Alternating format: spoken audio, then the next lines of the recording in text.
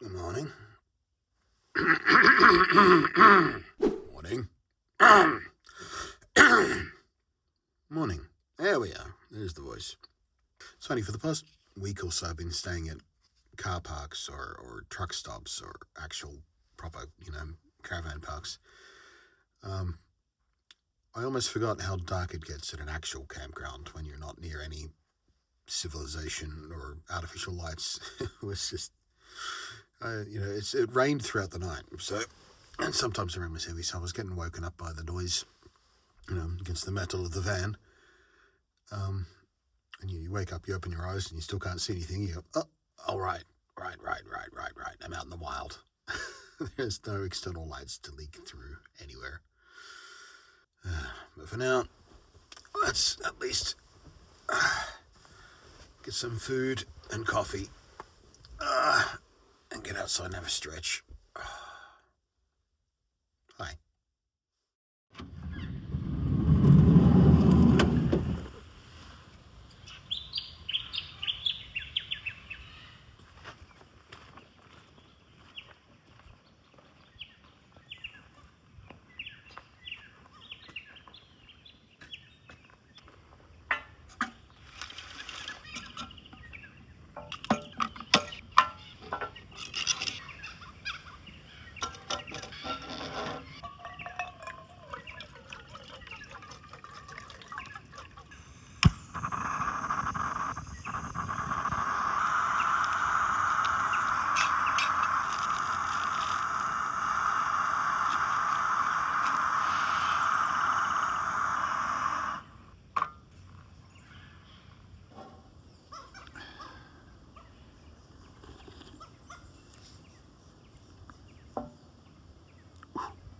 I'm gonna let that cool for a sec.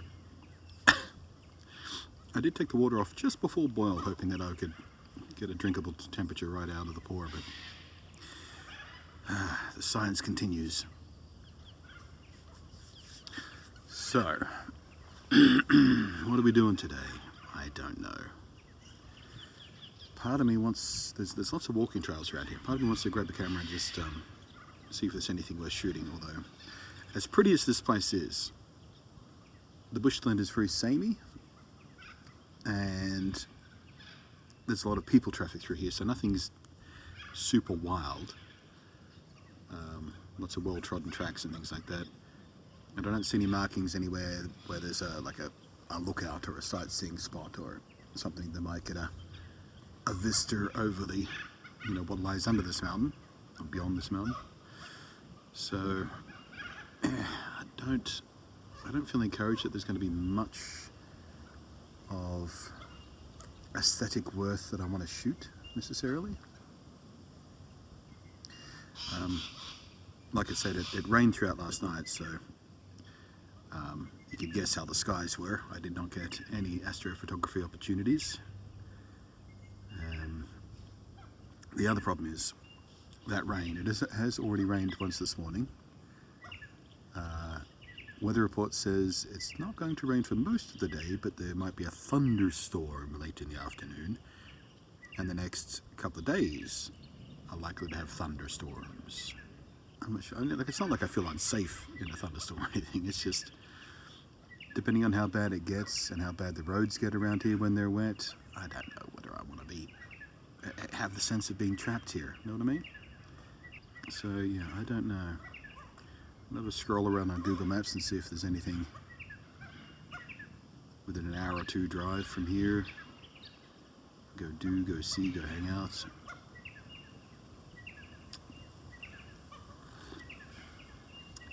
That's about right.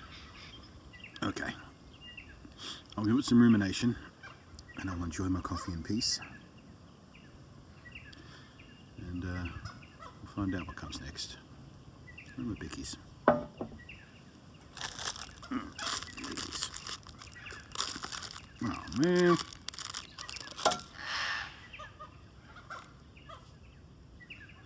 There's no 3-second rule in the outdoors.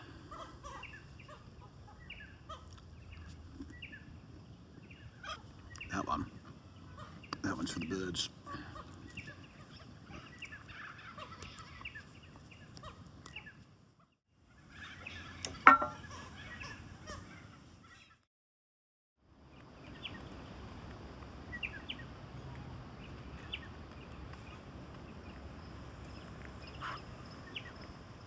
Don't be alarmed.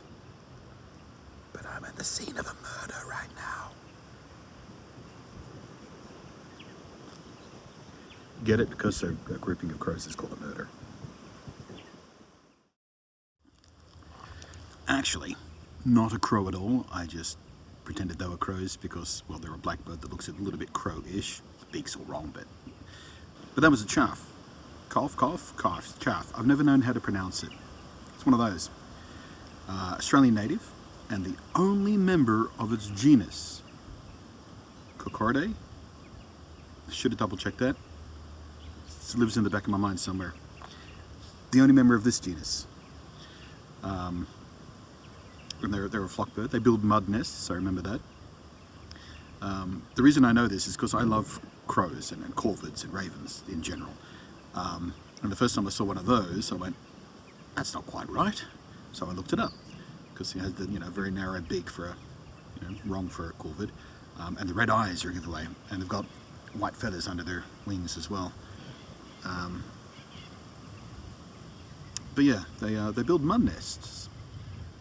Very social, as you saw. They hang around in groups, and they got a very varied diet. They go through the leaf litter and eat grubs and bugs and beetles and whatnot. But they also have a fairly low fear of humans, and you will sometimes find them snatching your food. I am a little bit restless today, so I do think I will move on. I can't imagine today just sitting around at the campsite or sitting in the back of the van draining whatever battery I have in the laptop or phone, scrolling the internet. Also, I've only been eating fairly basic stuff the past few days, just camp meals and those bickies and the instant carbonara stuff. I should probably go eat something more substantial at some point.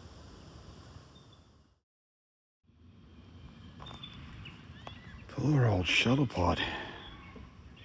Needs a bit of a wash, I think. Although it is difficult to justify taking to a car wash or something and spending that money on. I mean, it's just going to get dirty again, isn't it? But I don't know. Maybe next time I'm at a place where I've got water available, like caravan park, I might at least give it a rinse down. Just to really drive home how much of that dirt happened last night. I cleaned my windscreen yesterday when I was at a servo, petrol station, gas station, wherever you want to call it, wherever you are.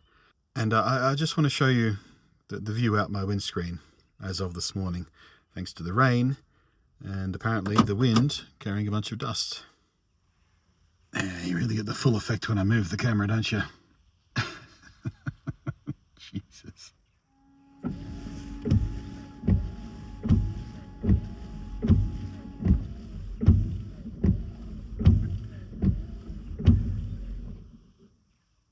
That's a little bit better.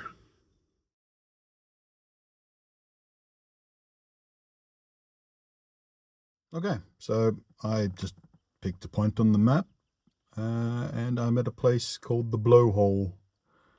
I came here mainly because the Blowhole felt like a mildly amusing thing to say. I went to the Blowhole. Some sort of tourist attraction, a waterfall of some kind apparently. I'm not sure where the Blowhole bit comes in. I haven't seen any, hint of that. But yeah, just been sitting in the car for a couple of minutes, waiting to see if this rain wants to actually start or stop. It's been threatening to rain. And again, if I get soaked, I'm not sure how far the walk is from the car park to the actual Blowhole. Apparently it's quite close. Saw a couple of reviews on Google Maps things. Oh, it's remarkably close to the car park. But if it does start pouring down and I get soaked, drying off is a bit of an issue when you only got the van. But I think I might risk it. Also, I think I might take the camera and see if I can get a neat shot of this so-called blowhole. There'll be flowing water of some kind. I might try and do a long exposure. If I can find my neutral density filter. I don't remember seeing that last time I went digging around in one of those boxes back there to get the lens. Surely I kept it. I got rid of a lot of my camera stuff, but surely I kept my ND filter. It's a pretty overcast day anyway. I might not even need it to cheat out a blurry water long exposure. Anyway, enough chat. Let's get to it. Good news. I remembers the neutral density filter. Bad news. What I didn't keep were the adapter rings. See, the trick with the ND filters is you want to buy once, really nice one, and then just adapt it to all your other lenses. So you buy the largest common denominator, which is usually a 72mm one, which is what I got there. That will fit on pretty much all the lenses you need it to fit on, because everything else will be that size or smaller. It just so happens that the lens that I want to be using is one of the slightly smaller ones, and I seem to have neglected to keep all my adapter rings.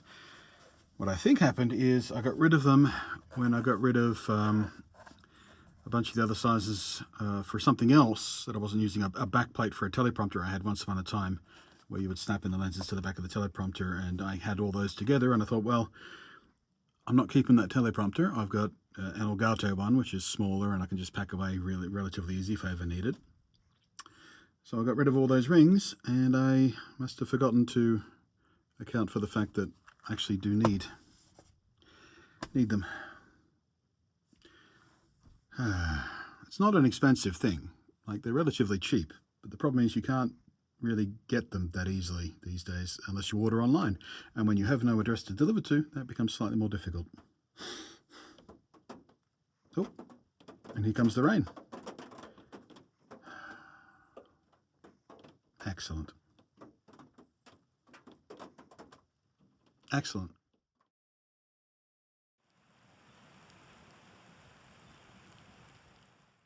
All right, the rain is relatively light. I'm gonna risk it. Let's see if I can find this blowhole.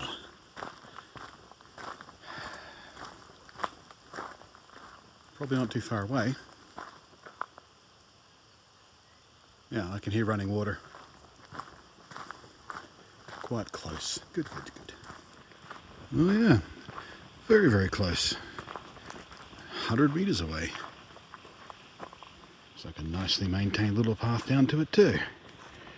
There was a handicap space in the parking lot, so yeah, I mean, you'd want a reasonably robust wheelchair, but the kind of grade we're coming down here should be fairly accessible for most people in mobility aids and whatnot, right? Nice. Thus ends the accessibility. High stairs. Oh, that's a shame. That'll be the little waterfall I came to see. Yeah.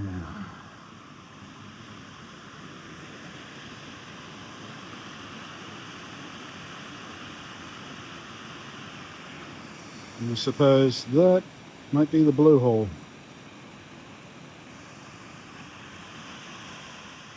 Looks like I can keep going down here. We might be able to get a decent shot from over here somewhere. Looks like there's a little seating arrangement there for tourists. And yeah, that little path there. That looks traversable. I'm going to try and come across there and take a shot through this way. Not exactly wearing the right shoes for it, but let's see what we can do. Oh, my knees on my back.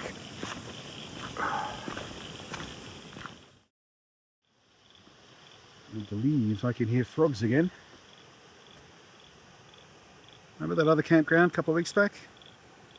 Heard frogs, never saw them.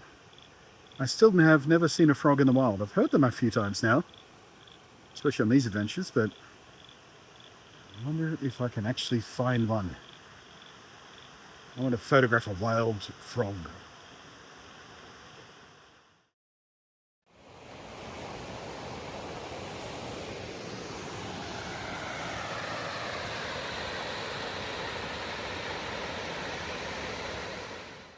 Just did a couple little test shots from right over here.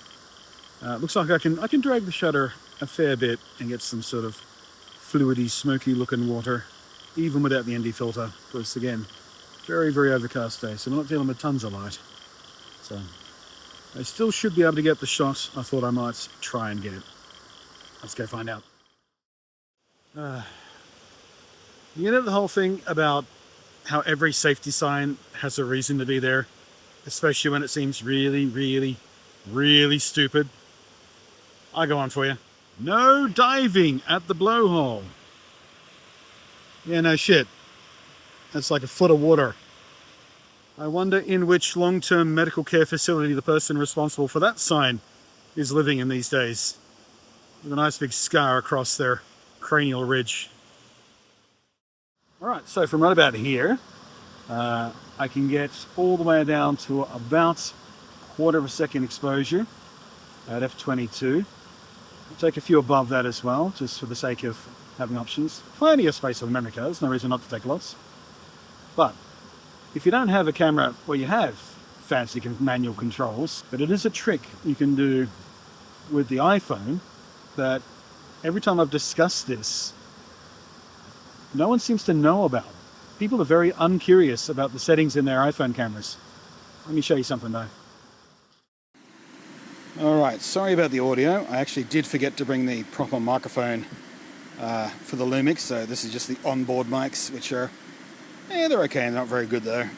We'll see what I can do in post to help clean it up. But, so, standard iPhone camera app. No need for any third-party apps or anything. You can do this all within here. So, we'll frame up our shot.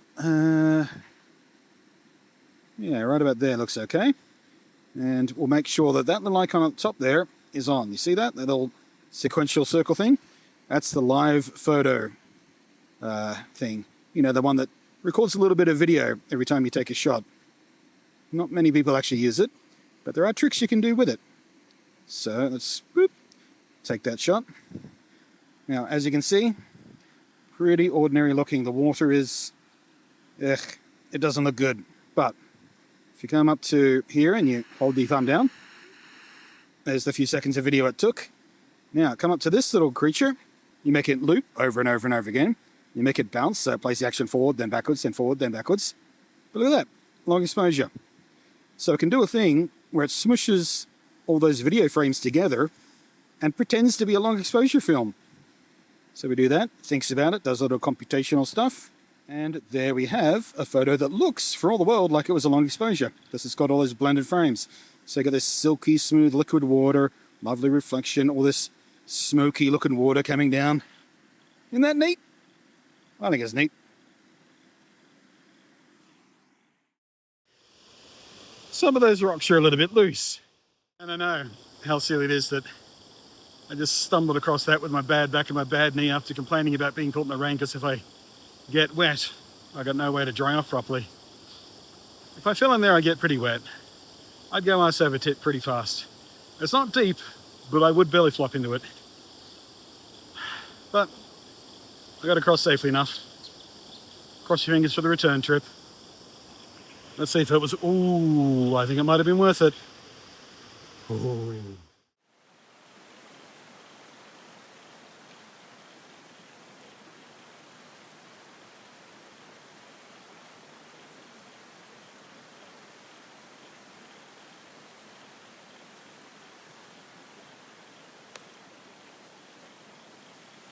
There's a shop there.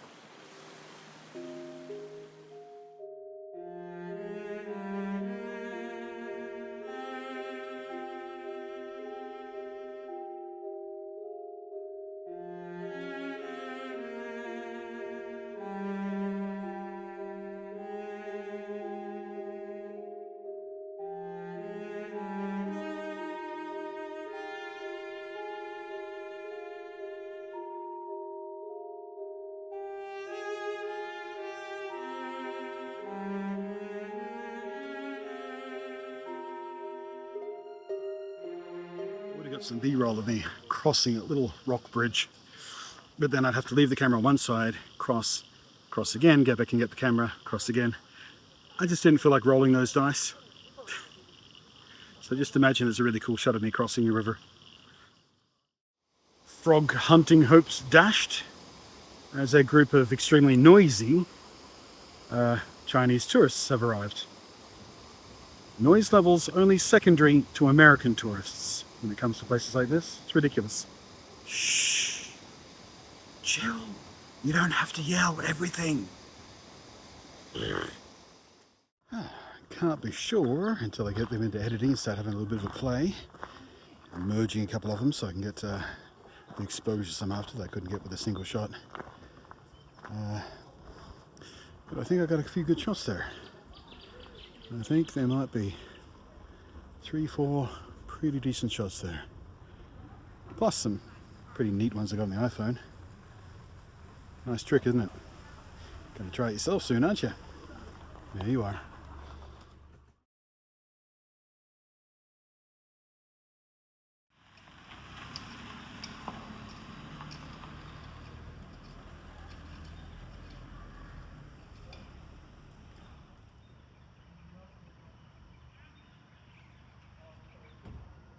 Found a campground not too far from where I was. Bit of a rough road getting up here, but decent enough little spot. There's a nice little creek running through it. And yeah, as soon as I got out of the car, I started stomping all over just all of this crushed quartz. You see, there's just lumps of quartz everywhere around here. Thought to myself, yeah, this part of the country, this is where a lot of the gold came from.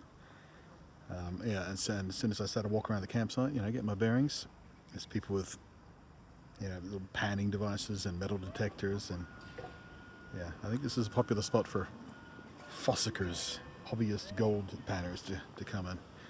See if I can find some dregs from the old mines. I'm not looking to get rich, just looking to have that little moment of joy when they find something. It's like trying to find that rare drop in a video game. Nerd.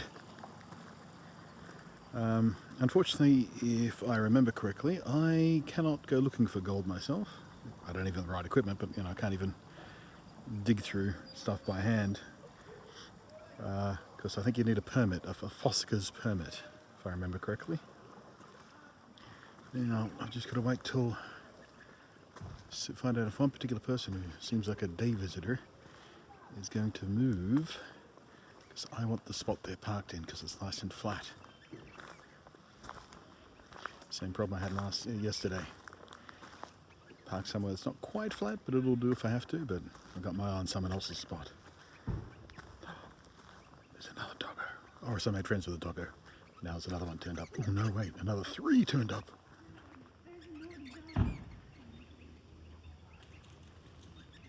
There's the one I made friends with when I arrived. A little playtime. He's all lashed up to the trailer though. Oh, come on. Let him say hello there. Come on, let him say hello. Oh, yeah, there we go. Facilities, such as they are, consist of a drop toilet. And if you are too suburban to understand what that means, it's a big hole. It's big, the toilet seat above a big hole. Look at that bright white quartz.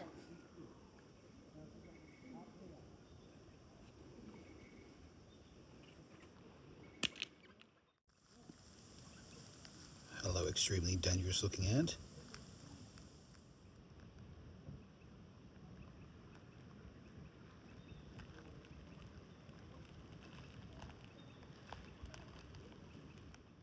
Not sure what that soldier was doing all on his lonesome. Maybe he's a bit lost. Either way, nice little reminder. No barefoot in this camp. Not that I was planning on it, but socks and shoes at all times, I think. Just up on that tree, right about there, there's a beautiful parrot who looks for all the world like it's feeding chicks in the hollow of a tree, a little nest in there. Look at you. Gorgeous. Now, I'm pretty good with parrots. I used to have one. I had a cockatiel named Picard, and fell in love with parrots from that moment on. But I don't recognize that species. So I'm going to have a Google, see if I can find out. Do you believe, after a little bit of research, that is a crimson rosella? Had the right colours, were in the right place, in the right local environment, and it likes nesting in hollows. Crimson rosella. Don't know if I've ever seen one of those in the wild before. Nice. Also had kookaburras. And magpies.